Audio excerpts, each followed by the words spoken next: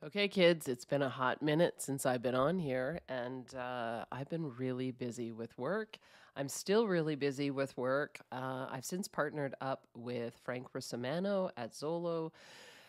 We are a formidable team in the real estate industry in Hamilton, Niagara, and Kitchener Waterloo. So if you need any advice at all, please don't hesitate to reach out. What I am going to talk about today is the chart I most recently looked at, which is the Canadian 2023 GDP by industry. And it's actually quite frightening if you know how to read these graphs.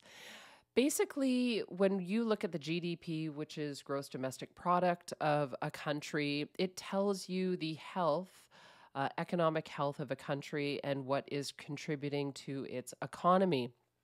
And in Canada, the number one contributor is real estate and rental and leasing. Next in line to that is manufacturing. Big shocker here. Next in line to that is healthcare and social assistance. Then we have in fourth place construction. Fifth place, which is pretty equivalent to where the construction number is public administration. Then we go down to professional, scientific, and technical services, down to finance and insurance, down to educational services, down to wholesale trade, down to mining, quarry, and gas extraction, and down to retail trade, ending in transportation and warehousing, and then information and cultural industries. So what I want to bring to light to you is if our number one contributor to Canada's GDP is real estate and rental market and leasing market. So rental and leasing would be residential, leasing would be constituted as commercial. This is a really bad sign because I don't know if any of you are aware, but our real estate market has dropped considerably in Canada. House prices are coming down. So I'd like to explain how the chain of events works in real estate. Our government basically, so I'll explain it from an agent's perspective. So I sell a property, I get a commission. I pay HST on that commission. I have to claim that in taxes. The brokerage pays me HST. The homeowner pays the brokerage HST. See how this follows down the pipeline? Land transfer taxes. Then you have people moving. So all of these sorts of things like U-Haul rentals, moving companies, lawyers' fees, mortgage brokers' fees, all of these things are contributed into that total of real estate and rental and leasing, which is our number one contributing factor to Canada's economy and Canada's GDP. Next in line to that is manufacturing, which I would be interested to actually read what the breakdown on manufacturing is in that particular sector. And then third in line, we have healthcare and social assistance, fourth, construction, fifth, public administration. So I want to highlight healthcare and social assistance and public administration. Those things aren't actually contributing or injecting cash into the economy. Those things are sucking the economy because they are being paid for with taxpayer dollars. I had a really interesting conversation with my partner's cousin on yesterday. We were at a funeral for a family member, and he works for the government in the CRA department and like IT security, etc. What he said to me was actually quite interesting because he said he never understood the gravity of taxation until he took this job on. Because if the tax money isn't coming into the Canadian government, the CRA, they can't fund all of these social services, unemployment, CPP, health care, because they pay for our health care, which comes out of our taxes, aka healthcare is not free in Canada. So this just ends up being a big cycle and loop that happens in Canada where basically the government is paying government employees from our tax dollars.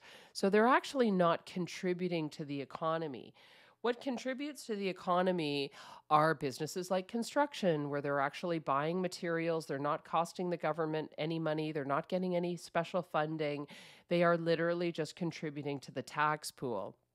My industry, we are contributing to the tax pool. Manufacturing, contributing to the tax pool. I had a manufacturing company, and I'll never forget my first successful year. And my accountant basically said to me, "So, how do you like paying your highest paid employee, the government?" And I'm like, "What do you mean?" And he's like, "Well, your government taxes in total with everything was $250,000 that year." I'm like, "Are you kidding me?" I like, because it's all small and accumulative and it builds up. And you don't actually realize, especially as a new business owner, I didn't realize the tax implications of running a company in Canada. And that was back 2007, 2006, 2007, where like that was the start of my peak years.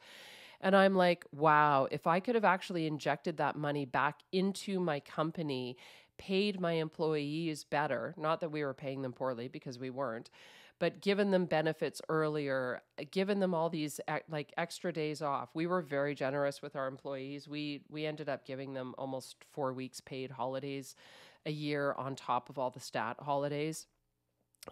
Things like that. And we did that, within our margins.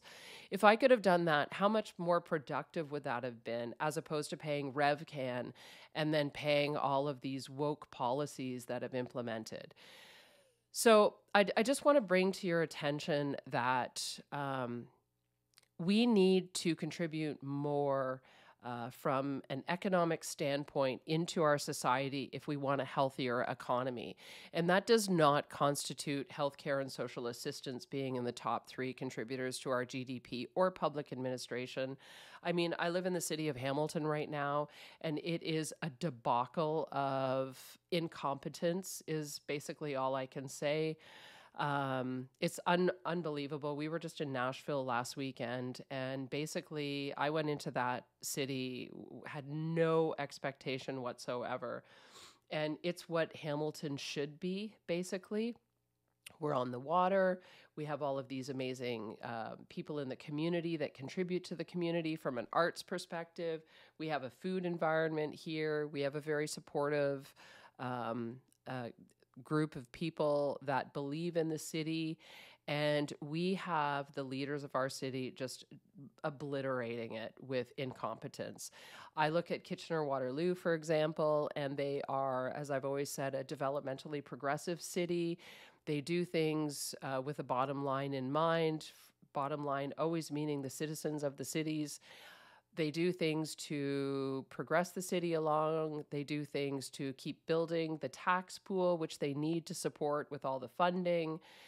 Very progressive. I look at Hamilton and it's just like stop, start, stop, start, stop, stop, start, stop, stop, stop. Like it's 5 steps forward, 10 steps back. They should really take a page from the playbook of Kitchener-Waterloo or other cities like Nashville and get their you-know-what together. Anyhow, that being said, we have to continue pushing forward. We have a big problem coming up in real estate because basically they're building condos, but they're not building single-family homes right now because interest rates are too high. So one of the things that I want to emphasize here is if you have the opportunity to buy a house in the next year, I would get on it because house prices will more than likely continue to hold steady or go up over the next few years because of the lack of building and availability that we have. That's a positive right now because interest rates aren't going to stay high forever. And I will end this with saying you marry the house and date the rate. Remember that because we are in Canada and every 3 to 5 years we renew our mortgages, and that's the way it works here. So don't get stuck. Don't get hung up on what interest rates are right this second. Buy something you can afford, and then going forward, you will continue to be able to afford it. That's all. My little update. Happy Monday. Peace out. Love y'all. Ciao for now. Bye.